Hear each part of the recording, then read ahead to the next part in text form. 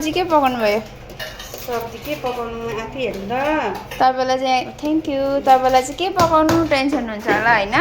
हामीलाई चाहिँ दिदीले के पकायो होला कसरी खानु भनेर टेन्सन हुन्छ नि हौ यहाँ दिदीले वाइ बनाउनु हुँदैछ यहाँ अचार पिसिसकेको छ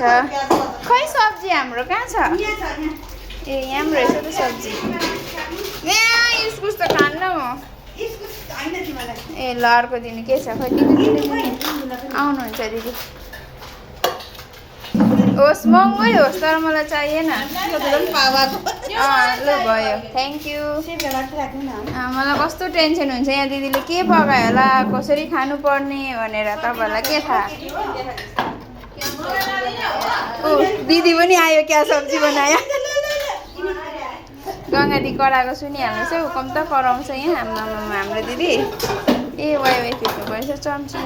चम्चीले खिचिदिन्छ चटपटा चाहिँ चाहिहाल्यो नि हामीलाई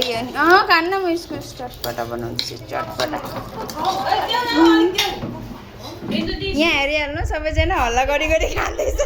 यहाँ दिदी चुपचाप खाइसकेछ दिदीले चाहिँ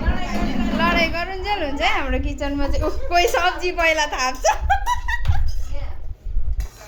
थ्याङ्क यू दिदी भयो आमा यत्रो खाएपछि त अब डोमा मोटाइहाल्यो नि ढाडेर नाम्नु सक्ने लाउने दिदी अहिले फेरि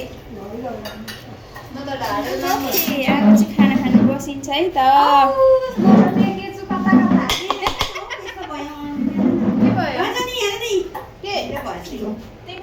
हेर्नुहोस् दिदीको भेराइटी उस दिदीले सब्जी हाल्नुहुँदैछ हो